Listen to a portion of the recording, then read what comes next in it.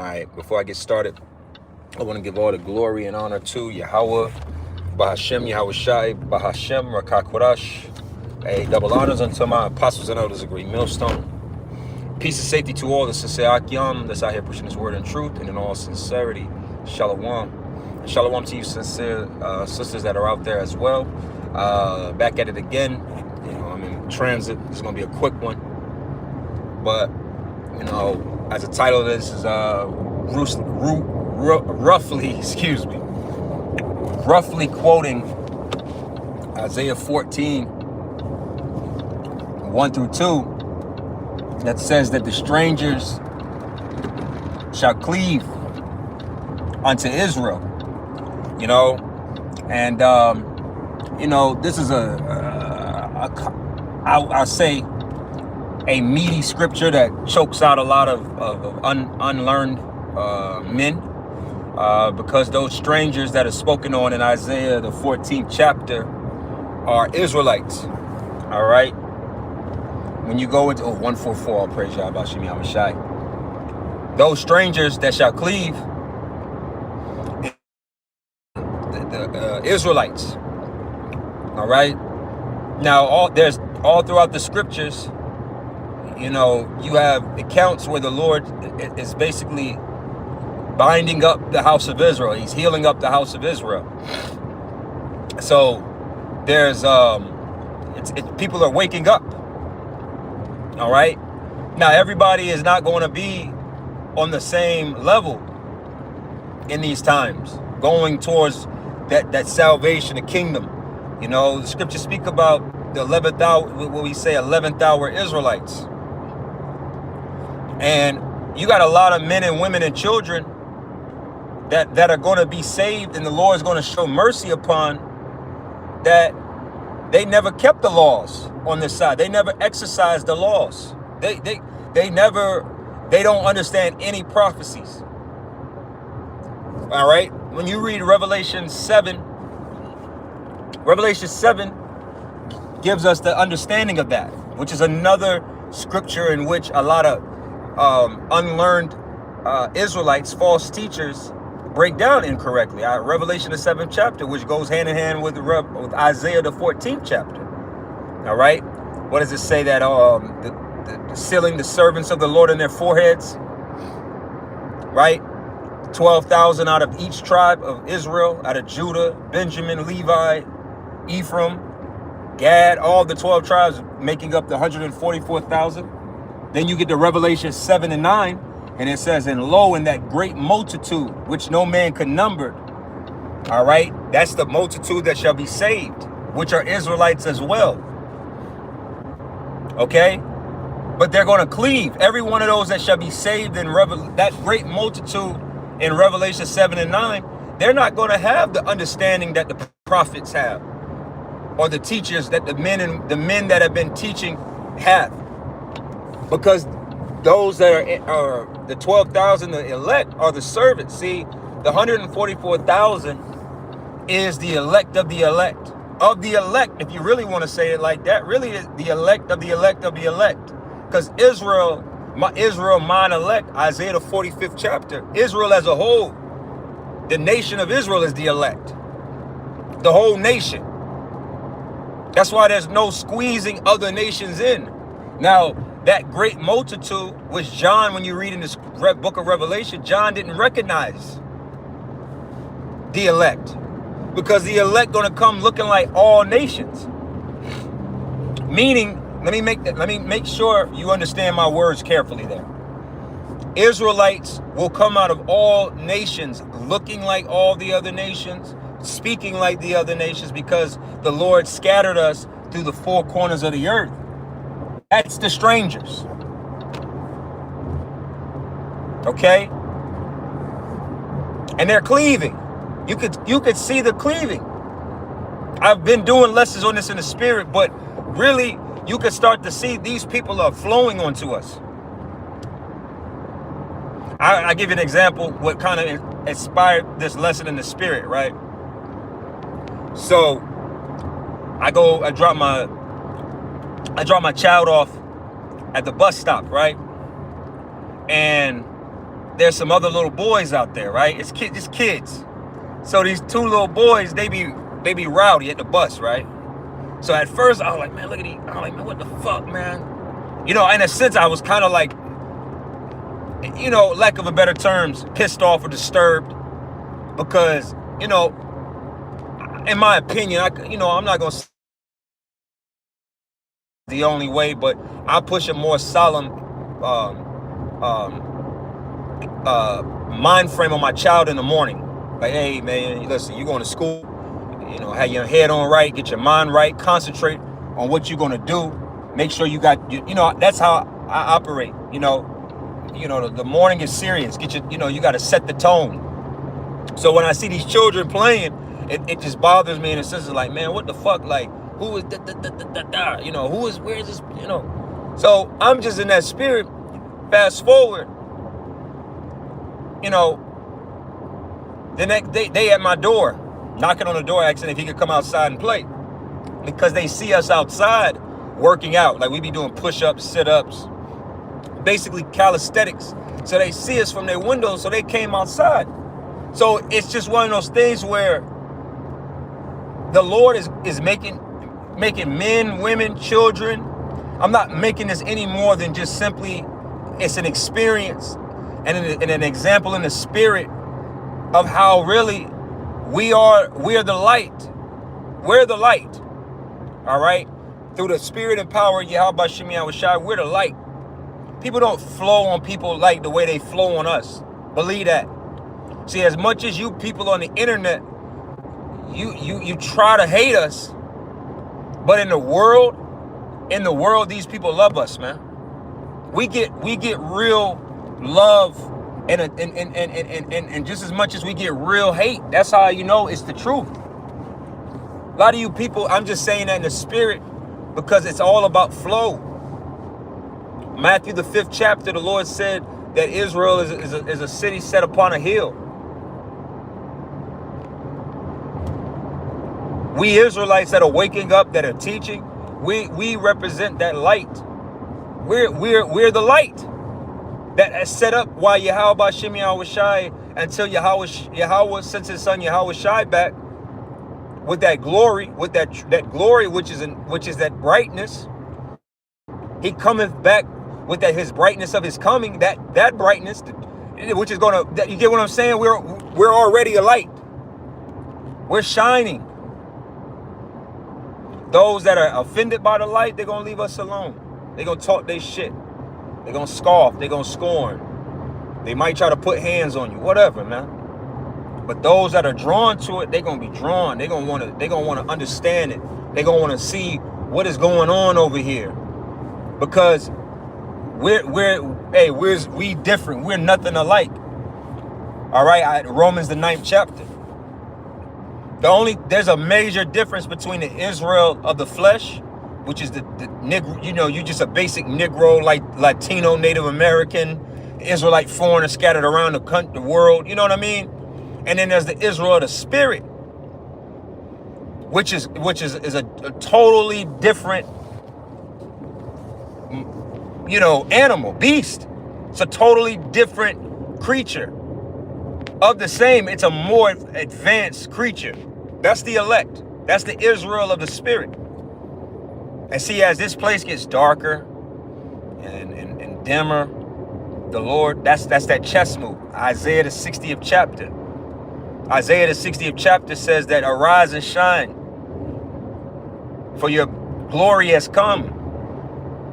Right? To shine in this gross darkness. See, this world is getting darker. It's getting weirder. It's getting more outrageous. It's getting more like, what the fuck is going on, man? It doesn't make sense no more. So when that happens, people resort back to the basics. Right? That's what's happening. And who's the ones that's really going ultimately back to the basics? Us here. The true Hebrew Israelites that are serving in the spirit. A lot of men, they in this truth or in this walk within these other camps, they want to make it their own way. But as it says, what is that in Job? I forget if that's Job or Jeremiah. We seek about the old paths. the way of our fathers. That's what we're representing. And that's bringing forth comfort. That's what's the true comfort on this earth. That's what people really experience when they're around us. See, and I've spoken about this before. And it's not just me. I'm just speaking on my own experience. There's plenty of brothers that I know that, man, it's the same way. Man, people be at my house. Listen, man, the people always on my phone at my house. It's like, because it's a glow. People want to be where they comfortable. Scriptures say that you shall know them by how they love each other, roughly paraphrasing. The world shall know that we are the Lord's disciples by how we love each other. See, the way that the Lord has trained us to express love towards one another in this ministry, in this walk with each other, all right, that true brotherly love, man, that brotherly love in its own would change Israel. When I say Israel, I'm talking about you Negroes, Latinos, and Native Americans, and you Israelite foreigners scattered abroad, whose spirit and bloodline goes back to Abraham, Isaac, and Jacob. A lot of our people they've never had true examples of what brotherly love is, what neighborly love is. You understand? So when they get experiences of it, it's addictive. Hell, when I got an experience of it, it's addictive. You know, brothers really loving you, rebuking you, telling you where you're going wrong at, telling you where to correct yourself at in love, being there for you. Scriptures say, if you have given one of my, if you visited me in jail, you give me water. The Lord was saying this. When they were like, when have you ever done this? And he said, if you've done this to the least of me, you've done this for me. So that spirit of service, ministering onto one another, that spirit is coming back. See? It's all a cycle. I've been on this cycle kick a lot lately. Everything is cycling back to where it should be. All this selfishness and thinking about yourself is really going out. It's played out. You just always thinking about yourself. Nobody want to be around that type of spirit. But then when you meet a person that genuinely considers you, oh man. Let me quote, like I say, one of my favorite rappers. You know, it was Stack Bundles. He said, when I meet a nigga that's genuine, I extend him and extend with him, try to build with him. Roughly paraphrase, I haven't heard it in a long time, but just roughly quoting it. When you meet somebody that's genuine, you extend yourself to him because what you learn in life, what is that? Sirach, Sirach 37, I want to say it. Somewhere in there where it goes about the different types of friends. There's friends that are there in a time of prosperity. But then when adversity comes, they basically bounce. That whole chapter Sirach 37. That's a good chapter, right? When you meet somebody that's genuine, the natural response is to hold on to that, because we live in a world where, man, these motherfuckers are snakes. They rats. They're looking at, we got to remember the scriptures say that the love of many shall wax cold, man. This place is waxing cold. So when you meet anybody that shows a level of warmth to you, you got to hold on to it. And what is light? What is light? Light is warmth. Light is power. Light is, even better, actual light is fire. What is a candle? Candle is a fire that gives off light. So it's warmth. You see what I'm saying? So the Lord is setting his men up to still hold that true extension of warmth on the planet Earth as well. Now, to those that aren't, that the Lord is not going to extend that mercy towards. Oh, you're going to get cold. Don't get it twisted. Hey, 144, you're going to get cold. You're going to get, judgment. But to those that the Lord is going to have mercy on, we're going to start. I've been saying this, and I'm going to say this, and I'm going to close up here. These chapters in our life, we're about to start a new chapter, man. We're about to start a new, I know I'm not the only one. It's a lot of old weight falling off. A lot of old demons is disappearing. The Lord is cleaning up shop. Why? Because it's another season is about to start. Another season within this walk. New people. New characters. All right? The elect, Lord willing, that's why we fight so hard to be part of the elect, because the elect have the ultimate plot armor. The elect is basically Will Smith in Fresh Prince of Bel-Air. Ain't nobody about to write him off. Or Martin and Martin. You get what I'm saying? When the show when he ends being in the show ends. That's the elect. But more new supporting cast are gonna come. More enemies are gonna come. The Lord loves a good. This is the story. Our lives are all entangled together and playing out the greatest story ever written. Because there is no free will. This is all written by the Yahweh, by Hashem Yahweh Shai. This is his ultimate play. Theology goes into theater. This is God's theater. And we're all playing a character. That's why I say the next play is for the elect. They're going to start drawing people in. What do you read when you get into the book of Acts? That was people being drawn in. Thousands of people were being added unto the ministry daily. That's what happened. See, we were going into that in camp yesterday. You know, when we were breaking the Day of Atonement here in Atlanta. But was that Isaiah the 29th chapter? The Lord is going to start working strange acts, strange works. A lot of strange works is going to start occurring out here. That's going to start shaking these people up to the point where they're not going to be able to deny that this is the truth. Demons will deny it because they're demons. But those that the Lord is going to have mercy on, these things going to start shaking them, and they're going to remember the conversations. They're going to remember you know what, my God, I got a guy that I work out with, or a guy that, a guy that I be seeing at the job, or the guy that I be, that you kind of have a little bit of this rapport with. My maintenance man, or whatever. We all got our own relationships that the Lord has established, and we be like, man, what the hell is even going on? Me and the maintenance man in my apartment complex, we chop it up every day. You would think we were actual neighbors the way we talk. And I just be like, hey, well, this is what the Spirit got. I just flow with the Spirit. The Spirit want me to talk to somebody, I'll talk to somebody. The Spirit don't want me to, I don't talk. I don't force nothing. And these people, they're drawing. The Lord is drawing them. The Lord said that they shall they shall hold, basically hold fast to the skirt of him that is a Jew. That's the times that we're coming into. As the devastation and destruction increases, the Lord is going to cause these people to realize that's my closing scripture, Ezekiel the 33rd chapter.